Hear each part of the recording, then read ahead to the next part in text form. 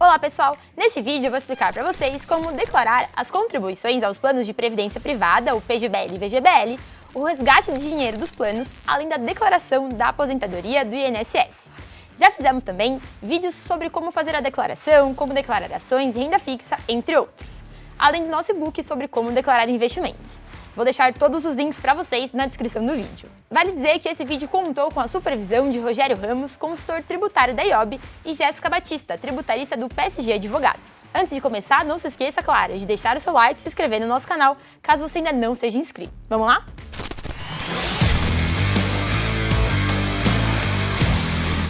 Previdência privada. As contribuições feitas a planos de previdência são declaradas de diferentes formas, a depender do tipo de plano. Os aportes nos planos do tipo VGBL não são dedutíveis da base de cálculo do IR, enquanto os efetuados nos planos do tipo PGBL sim. No PGBL, as contribuições podem ser abatidas da base de cálculo do imposto, mas até o limite de 12% da renda tributável do contribuinte. Assim, o PGBL é mais indicado para quem declara pelo modelo completo, pois só assim é possível se beneficiar dos abatimentos. Na hora do resgate, o imposto incide sobre o valor total resgatado, ou seja, o valor, que é o principal, mais os rendimentos. Já o VGBL não oferece o benefício da dedução e pode ser utilizado para quem declara em qualquer modelo, mas, em geral, é mais indicado para quem declara pelo modelo simplificado, ou para quem não tem rendimentos tributáveis suficientes para abater o valor total da contribuição ao PGBL no ano para compensar o fato de ele não permitir o abatimento.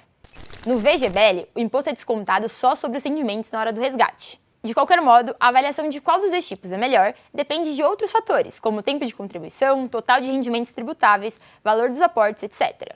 Como declarar aportes? É preciso declarar os aportes e os rendimentos dos planos. Vamos começar pelo VGBL, que se assemelha a um seguro de vida. Aqui no programa, abra a ficha de bens e direitos, aqui no menu lateral, clique em novo e você vai selecionar o grupo 99, outros bens e direitos. Depois, você deve então selecionar o código 6, VGBL, Vida Gerador de Benefício Livre.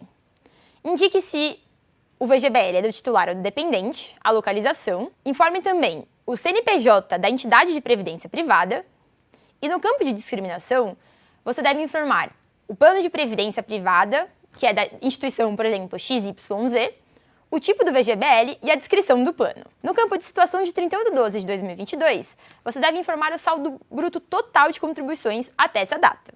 Se você não tinha o plano VGBL nesta data, basta deixar zerado. Depois, em situação de 31/12/2023, você deve também informar o saldo bruto total de contribuições feitas no plano até essa data. Vale dizer, é sempre o valor total investido, sem incluir a rentabilidade. No informe de rendimentos, você pode consultar todas as informações. Feito isso, clique em OK. Agora, vamos ver como declarar aportes ao PGBL. Tendo em vista que as contribuições ao PGBL são declaradas na ficha de pagamentos efetuados, elas não devem ser reportadas na ficha de bens e direitos. Isso porque, diferentemente do VGBL, no PGBL, no momento do resgate, a alíquota de IR vai incidir sobre o valor total resgatado, aportes, mais rentabilidade, já que durante todo o período contributivo, a pessoa teve o benefício de abater o valor de aportes dos rendimentos tributáveis, respeitado o limite de 12%. No programa, então, busque no menu lateral a ficha de pagamentos efetuados.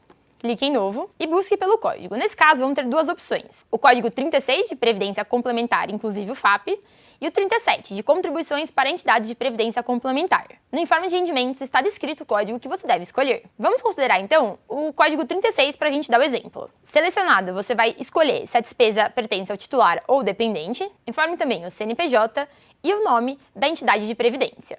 No campo de descrição, informe o nome e o CNPJ da instituição responsável pelo plano de previdência.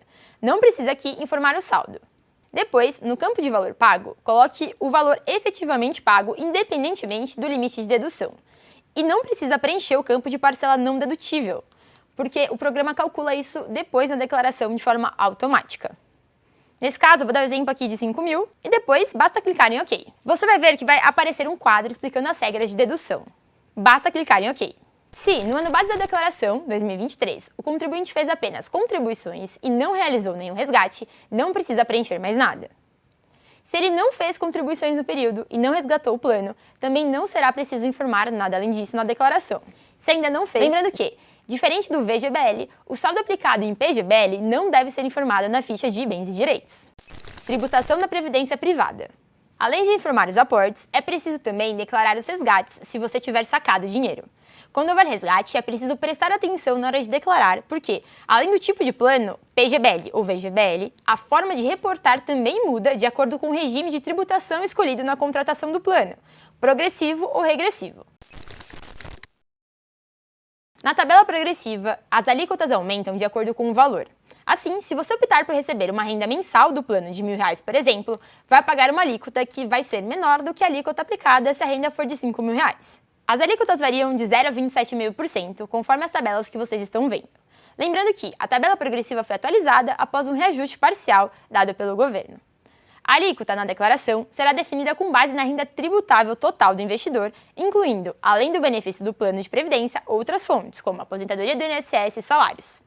No caso da tabela progressiva, existe uma retenção de 15% do imposto no ato do resgate do plano. E na declaração, portanto, será feito o ajuste e aplicada a alíquota correspondente, conforme o cálculo total da renda tributável, e o próprio programa compensa os 15% de imposto que foram retidos originalmente, desde que informados no campo correspondente, que logo veremos. Já na tabela regressiva, as alíquotas diminuem de acordo com o tempo do investimento, como você está vendo nesta outra tabela. Aqui fica o alerta. O contribuinte pode achar que essa é a melhor opção em um primeiro momento, mas é preciso tomar cuidado e uma análise deve ser feita caso a caso. Se o resgate precisar ser feito muito cedo, a alíquota pode ser bem mais alta. Rendimentos de PGBL e VGBL. Agora que vimos as diferenças entre a tabela progressiva e a regressiva, vamos ver como declarar os resgates feitos em cada caso. Por isso, se você fez algum resgate em 2023 ou recebeu benefícios, você deve informar os valores de acordo com a tabela relativa ao tipo de tributação escolhida na contratação do seu plano. Se você optou pelo regime regressivo, no programa abra a ficha de rendimentos sujeitos à tributação exclusiva definitiva aqui no menu lateral. Clique em Novo e depois selecione o código 12, Outros. Informe o tipo de beneficiário, seu titular ou dependente, bem como o próprio beneficiário. Adicione o CNPJ e o nome da instituição responsável pelo plano. Depois, na descrição, você deve colocar algo como resgate de VGBL. Por fim, coloque os valores recebidos. Depois, só clique em OK. Mas, se você optou pelo regime progressivo, a ficha certa é de rendimentos tributáveis recebidos de pessoa jurídica, que você também encontra aqui no menu lateral. Clique em Novo e você deve informar então o CNPJ e o nome da fonte pagadora, os rendimentos recebidos e o imposto de renda retido na fonte. Para não ter erro, informe tudo exatamente como aparece no seu informe. Feito isso, basta clicar em OK. Como declarar a aposentadoria do INSS? Vamos ver agora como declarar a aposentadoria do INSS. Essa aposentadoria também deve ser declarada, ainda que, para os contribuintes com 65 anos ou mais, os rendimentos sejam isentos até um certo valor. Apesar do reajuste parcial da tabela progressiva, o limite de isenção aqui segue o mesmo da última edição, e é de R$ 24.751,74 por ano, que corresponde à soma entre o limite anual, de R$ 22.847,76, mais o 13º salário, de R$ 1.903,98. Para os contribuintes acima de 65 anos, os valores que vão até esse limite de R$ 24.751 entram na ficha de rendimentos isentos e não tributáveis. Já o valor que passar desse limite deve ser excluído da ficha rendimentos isentos e não tributáveis e informados na ficha de rendimentos tributáveis recebidos de pessoa jurídica, já que ele sofre tributação pela tabela progressiva. Geralmente, o próprio informe de rendimentos do INSS separa o que entra como rendimento isento e o que entra como rendimento tributável. E o próprio programa informa o limite que excede a isenção. No programa, para declarar, abra a ficha de rendimentos isentos e não tributáveis aqui no menu lateral, clique em Novo e selecione o código 10, parcela isenta de proventos de aposentadoria. Defina o tipo de beneficiário, se é o titular ou dependente, bem como o nome. Informe então o CNPJ e o nome da fonte pagadora conforme o seu informe de rendimentos. Para facilitar, eu vou usar um exemplo genérico para ajudar vocês. Considere que eu recebi R$ 25.000 ao longo de todo o ano. É muito comum que no informe de rendimentos os valores já venham separados. Nesse caso, basta preencher copiando cada campo conforme o seu documento. Então, considerando esse exemplo, o seu próprio informe já indicaria que no campo de valor deveria ser colocado os R$ 23.076,93 e no campo de 13º salário deveria ser informado o valor de R$ 1.923,07. Se for o seu caso, basta clicar em OK. Mas, se não vier separado, você pode informar direto o valor total, nesse caso do exemplo, R$ 25.000, e depois clicar em OK. O que muda? Nesse caso, vai surgir esse quadro, que vai explicar que o campo de 13º precisa ser preenchido, e por isso ele vai calcular o valor de forma automática, você vai reparar que o valor vai ser exatamente o que viria no seu informe de rendimentos, conforme a gente acabou de fazer. Feito isso, basta clicar em Sim. Você vai reparar que o campo de 13º será preenchido automaticamente. Isso acontece porque o valor ultrapassou a isenção. Outra caixa vai abrir indicando que o valor de fato ultrapassou essa isenção e vai pedir para você transferir o valor excedente para a ficha de rendimentos tributáveis recebidos de pessoas jurídicas. Você pode selecionar Sim. Ao fazer isso, a aba vai fechar sozinha. Depois, você vai conferir na ficha de rendimentos tributáveis recebidos de pessoa jurídica o valor.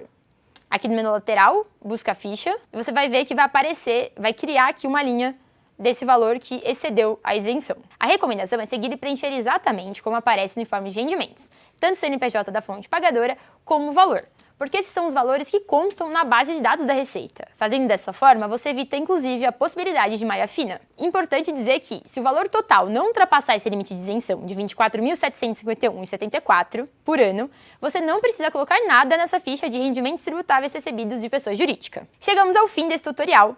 E para tirar outras dúvidas sobre a declaração, não deixe de baixar o e-book sobre como declarar investimentos ou entrar no site do InfoMoney para conferir todos os conteúdos e guias de IR. Se você curtiu o conteúdo, não se esqueça de deixar o seu like e se inscrever no nosso canal, caso você ainda não seja inscrito. Eu vou ficando por aqui e até a próxima. Tchau, tchau!